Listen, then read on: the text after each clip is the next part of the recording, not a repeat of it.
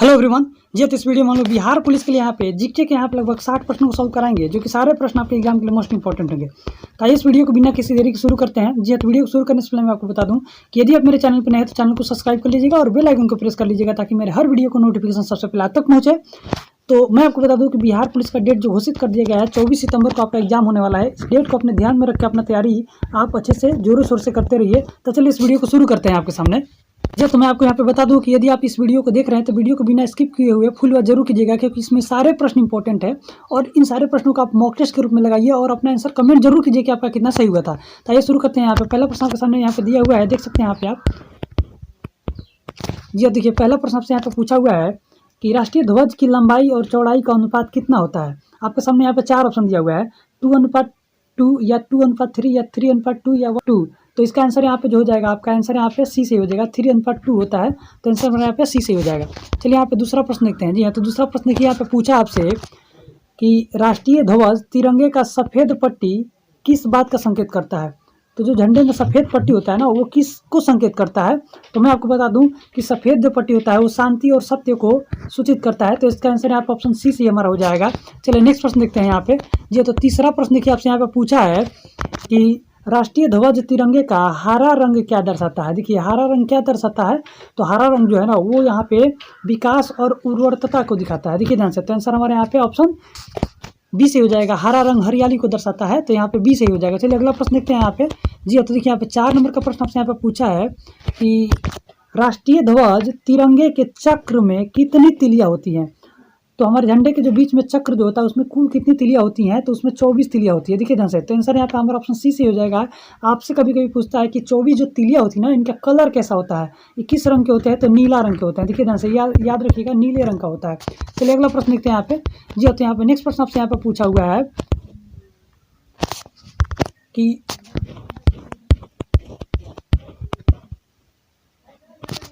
जी देखिए यहाँ पे 5वां प्रश्न आपसे पूछा है कि भारत की संविधान सभा ने राष्ट्रीय ध्वज का प्रारूप कब अपनाया था। तो भारत की जो संविधान है ना, वो राष्ट्रीय ध्वज के प्रारूप को कब अपनाया था, तो यहाँ पे 22 जुलाई 1947 को अपनाया था। तो इसका आंसर हमारा यहाँ पे ऑप्शन ए से ही हो जाएगा। चलिए नेक्स्ट प्रश्न देखते हैं यहाँ पे। जी हाँ, तो देखिए 6वां प्रश्न आपसे यहाँ पे पूछा है कि भारत का राष्ट्रीय पक्षी कौन सा। देखिए भारत का राष्ट्रीय पक्षी का नाम पूछा है, तो भारत के राष्ट्रीय पक्षी जो है ना उसका नाम यहाँ पे मोर हो जाएगा। आंसर हमारे यहाँ पे ऑप्शन बी से हो जाएगा। जी देखिए 7वां प्रश्न आपसे यहाँ पर पूछा है कि भारत का राष्ट्रीय पुष्प, देखिए ध्यान से, राष्ट्रीय पुष्प कौन सा है। तो भारत का राष्ट्रीय पुष्प जो है ना वो कमल हो जाएगा। आंसर हमारे यहाँ पे ऑप्शन ए सही हो जाएगा। चलिए नेक्स्ट प्रश्न देखते हैं यहाँ पे। जी हाँ, तो 8 नंबर का प्रश्न देखिए आपसे यहाँ पर पूछा हुआ है कि भारत का राष्ट्रीय पेड़ कौन सा है। देखिए ध्यान से, भारत का राष्ट्रीय पेड़ कौन सा है, तो पेड़ आपका यहाँ पे बरगद हो जाएगा। आंसर हमारे यहाँ पे सी से हो जाएगा। चलिए देखते हैं 9वां प्रश्न आपके सामने यहाँ जो पूछा हुआ है। तो जी हाँ, तो 9 नंबर का प्रश्न देखिए आपसे यहाँ पर पूछा हुआ है कि भारत का राष्ट्रीय गान कौन सा है। देखिए भारत का राष्ट्रीय गान बताना है, तो आपको बता दूं कि जन गण मन जो है ना, ये इसका आंसर हो जाएगा। ऑप्शन बी से हो जाएगा। मैं आपको बता दूं कि भारत का राष्ट्रीय गान जो लिखे थे उस व्यक्ति का नाम हो जाएगा रविंद्रनाथ टैगोर। ठीक है आंसर, रविंद्रनाथ टैगोर जी इसका आंसर हो जाएगा। यदि पूछता है कि भारत के राष्ट्रीय गीत का नाम बताइए, तो उसका आंसर यहाँ पे वंदे मातरम हो जाता है, और इसके लेखक का नाम जो है ना वो बंकिम चंद्र चटर्जी जी थे। तो देखिए आंसर, इसका आंसर ये हो जाएगा। अगला प्रश्न देखते हैं यहाँ पे। जी तो देखिए 10 नंबर का प्रश्न आपसे यहाँ पे पूछा हुआ है कि भारत का राष्ट्रीय नदी कौन सी है। देखिए जैसे भारत की राष्ट्रीय नदी का नाम बताना है, तो भारत की राष्ट्रीय नदी जो है वो गंगा नदी हो जाएगी। तो इसका आंसर यहाँ पे ऑप्शन डी से हो जाएगा। आपको यहाँ पे एक प्रश्न पूछ सकता है कि भारत की सबसे लंबी नदी कौन सी है, तो गंगा बताना है। तो आंसर यहाँ पे डी से हो जाएगा। चलिए 11 नंबर का प्रश्न देखते हैं जो आपसे पूछा है। कि 11 नंबर का प्रश्न यहाँ पे कि भारत का राष्ट्रीय जलीय जीव कौन सा है। तो भारत की राष्ट्रीय जलीय जीव का नाम बताना है, तो जलीय जीव जो हो जाएगा यहाँ पर डॉल्फिन हो जाएगा। आंसर हमारे यहाँ पे ऑप्शन सी से हो जाएगा। चलिए नेक्स्ट प्रश्न देखते हैं यहाँ पे। जी तो 12 नंबर का प्रश्न आपसे यहाँ पे पूछा हुआ है कि भारत का राष्ट्रीय पशु कौन सा है। देखिए राष्ट्रीय पशु का नाम बताना है, तो राष्ट्रीय पशु हमारे यहाँ पे बाघ हो जाएगा। आंसर यहाँ पे बी से हो जाएगा। चलिए यहाँ पे देखते हैं 13 नंबर का प्रश्न आपसे यहाँ पे पूछा है कि भारत का राष्ट्रीय गीत कौन है। देखिए आंसर राष्ट्रीय गीत पूछा है, तो वंदे मातरम। आंसर हमारे यहाँ पे ए से हो जाएगा। इसके लेखक का नाम अगर पूछता है तो बंकिम चंद्र चटर्जी। देखिए बंकिम चंद्र चटर्जी जी हो जाएंगे। नेक्स्ट प्रश्न देखते हैं यहाँ पे। जी तो देखिए यहाँ पे आपसे 14 नंबर का प्रश्न पूछा है कि भारत का राष्ट्रीय फल कौन सा है। देखिए भारत का राष्ट्रीय फल बताना है, तो इसका आंसर यहाँ पे हमारा ऑप्शन ए से बी से हो जाएगा, आम। चलिए नेक्स्ट प्रश्न देखते हैं यहाँ पे। जी तो अगला प्रश्न यहाँ पे आपसे पूछा है कि भारत का राष्ट्रीय खेल कौन सा। देखिए भारत का राष्ट्रीय खेल बताना है, तो राष्ट्रीय खेल यहाँ पे हमारा आंसर हॉकी हो जाएगा। आपको बता दें कि भारत का राष्ट्रीय खेल हॉकी हो जाएगा, और प्रत्येक वर्ष 29 अगस्त को राष्ट्रीय खेल दिवस के रूप में मनाया जाता है। चलिए अगला प्रश्न देखते हैं यहाँ पे। जी हाँ, तो देखिए यहाँ पे 16 नंबर का प्रश्न आपसे पूछा है कि भारत में सबसे अधिक कहाँ सौर ऊर्जा उत्पादित होता है। देखिए सौर ऊर्जा सबसे अधिक कहाँ उत्पादित होता है, इसके लिए देखिए 4 ऑप्शन दिया हुआ है। आप अपने आंसर कमेंट कर सकते हैं इसका आंसर क्या होगा। मैं आपको बता दूं कि इसका आंसर यहाँ पे राजस्थान हो जाएगा। राजस्थान में सबसे अधिक भारत में सौर ऊर्जा का उत्पादन होता है, तो आंसर हमारे यहाँ पे ए सही हो जाएगा। चलिए नेक्स्ट प्रश्न देखते हैं यहाँ पे। जी तो नेक्स्ट प्रश्न यहाँ पे आपसे पूछा है कि भारत में पवन ऊर्जा का सबसे बड़ा उत्पादक राज्य कौन सा है। तो सबसे अधिक पवन ऊर्जा का उत्पादन किस राज्य में होता है, तो पवन ऊर्जा का सबसे अधिक उत्पादक जो है ना वो तमिलनाडु में हो जाएगा। तो आंसर हमारे यहाँ पे ऑप्शन बी से हो जाएगा, तमिलनाडु राज्य में होता है। नेक्स्ट प्रश्न देखिए यहाँ पे पूछा आपसे। जी तो नेक्स्ट प्रश्न आपसे यहाँ पे पूछा हुआ है कि भारत में स्थापित कुल ऊर्जा क्षमता का कितना प्रतिशत पवन ऊर्जा होता है। देखिए पवन ऊर्जा बताना है भारत में कुल कितना प्रतिशत इसका योगदान है, तो मैं आपको बता दूं कि 6%। देखिए ध्यान से 6% भारतीय ऊर्जा में इसका योगदान है पवन ऊर्जा का, तो आंसर सी से हो जाएगा। चलिए नेक्स्ट प्रश्न देखते हैं यहाँ पे। जी तो नेक्स्ट प्रश्न आपसे यहाँ पे पूछा है कि भारत में पवन ऊर्जा का विकास कब से प्रारंभ हुआ है। तो पवन ऊर्जा का विकास भारत में है ना जो 1990 से शुरू हुआ है, तो आंसर हमारे यहाँ पे ऑप्शन बी से हो जाएगा। चलिए यहाँ पे देखते हैं, आपके सामने 20 नंबर का सवाल आपसे पूछा है यहाँ पे कि भारत में परमाणु ऊर्जा विनियामक बोर्ड कब स्थापित हुआ। देखिए ध्यान से भारत में परमाणु ऊर्जा के लिए विनियामक बोर्ड का स्थापना कब हुआ था, तो 15 नवंबर 1983 को हुआ था। तो इसका आंसर यहाँ पे ऑप्शन ए से हो जाएगा। चलिए अगला प्रश्न देखते हैं यहाँ पे। जी हाँ, तो नेक्स्ट प्रश्न आपसे यहाँ पे पूछा है कि परमाणु ऊर्जा नियामक बोर्ड का मुख्यालय कहाँ है। तो देखिए परमाणु ऊर्जा बोर्ड का मुख्यालय जो है ना यहाँ पे आंसर हमारा ऑप्शन सी से हो जाएगा, मुंबई में है। अगला प्रश्न देखते हैं यहाँ पे। जी तो नेक्स्ट प्रश्न देखिए आपसे यहाँ पे पूछा है कि भारतीय सिनेमा के जनक, देखिए भारतीय सिनेमा के जनक किसे माना जाता है। तो देखिए आपको बता दूं कि इसका आंसर यहाँ पे बी से हो जाएगा, दादा साहब फाल्के जी को भारतीय सिनेमा का जन्मदाता माना जाता है। तो आंसर हमारे यहाँ पे ऑप्शन बी से हो जाएगा। चलिए अगला प्रश्न देखते हैं यहाँ पे। तो नेक्स्ट प्रश्न आपसे यहाँ पे पूछा हुआ है कि भारत में डाक व्यवस्था शुरू करने वाला ब्रिटिश गवर्नर जनरल कौन था। देखिए भारत में डाक व्यवस्था का शुरुआत करने वाला गवर्नर जनरल का नाम बताना है। तो इसका आंसर यहाँ पे ऑप्शन ए से हो जाएगा, लॉर्ड डलहौजी इसका आंसर हो जाएगा। जी देखिए यहाँ पे 24वां प्रश्न आपसे पूछा है कि भारत में शिक्षा एक है क्या चीज़। तो शिक्षा एक जो है ना वो मूलभूत अधिकार है, भारतीय नागरिकों का ये मूलभूत अधिकार है। तो आंसर यहाँ पे ऑप्शन हमारा डी से हो जाएगा। चलिए 25वां प्रश्न देखते हैं यहाँ पे जो पूछा आपसे।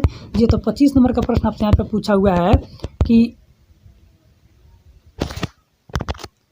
भारत के तीसरे राष्ट्रपति कौन थे जिनका अपने कार्यकाल में ही निधन हो गया। तो तीसरे राष्ट्रपति का नाम बताना है जिनका कार्यकाल के दौरान ही निधन हो गया, तो उनका नाम यहाँ पे डॉक्टर जाकिर हुसैन हो जाएगा। आंसर हमारे यहाँ पे ऑप्शन बी से हो जाएगा। मैं आपको बता दूं कि भारत के प्रथम मुस्लिम राष्ट्रपति का नाम अगर पूछता तो डॉक्टर जाकिर हुसैन का ही नाम हो जाता है। आंसर यहाँ पे बी से हो जाएगा। चलिए अगला प्रश्न देखते हैं यहाँ पे। तो नेक्स्ट प्रश्न देखिए आपसे यहाँ पे पूछा है कि भारत का राष्ट्रीय ध्वज नियम कब से लागू हुआ।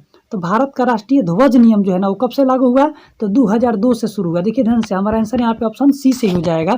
चलिए अगला प्रश्न देखते हैं यहाँ पे।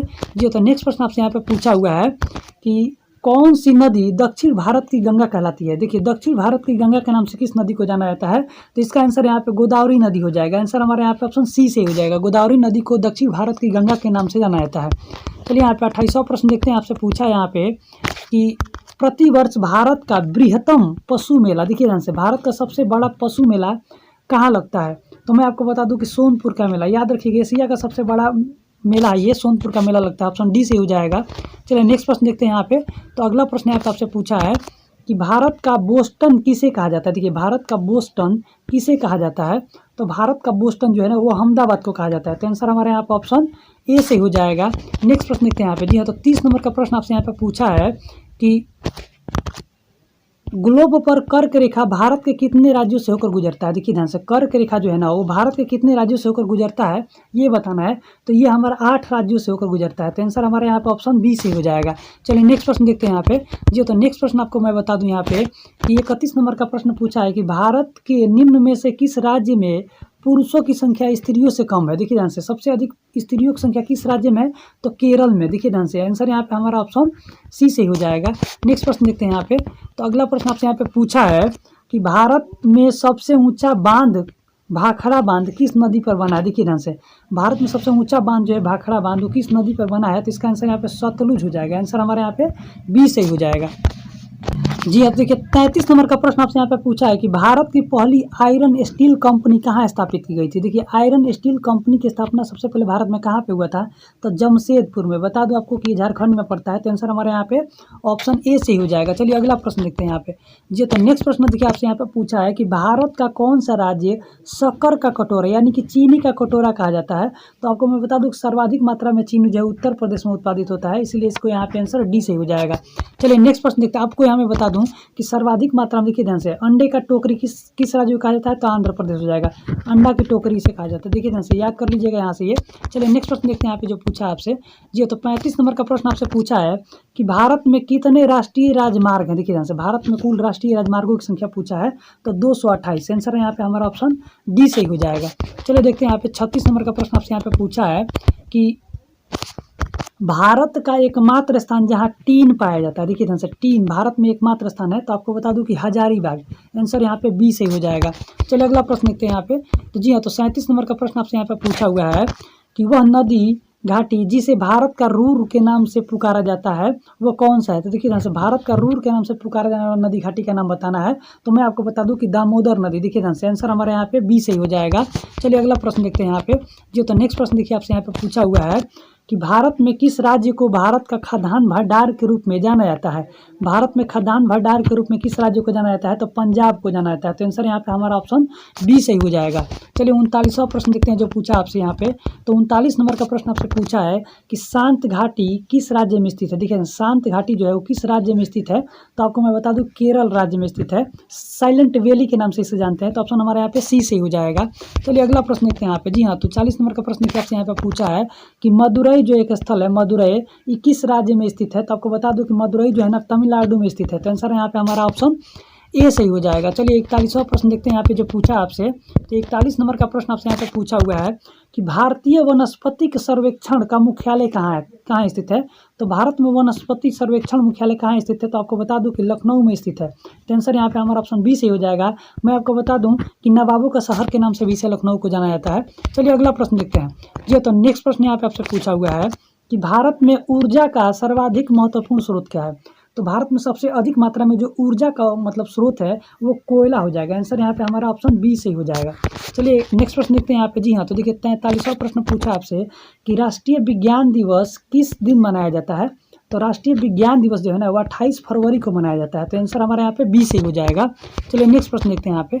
जी तो नेक्स्ट प्रश्न आपसे यहाँ पे पूछा है 44वां प्रश्न है कि भारत के तट रेखा की लंबाई कितनी है। देखिए यहाँ से भारत की तट रेखा की जो लंबाई कुल कितनी है, तो 6100 किलोमीटर। ऑप्शन हमारे यहाँ पे ऑप्शन बी सही हो जाएगा। चलिए नेक्स्ट प्रश्न देखते हैं कि भारत में समुद्र तट से लगने वाले राज्यों के नाम बताना है। तो कुल कितने राज्य हैं जो भारत के समुद्र तट से लगे हुए राज्य हैं, तो आपको बता दूं कि 9 गो राज्य ऐसा है। तो ऑप्शन हमारे यहाँ पे ऑप्शन सी से हो जाएगा।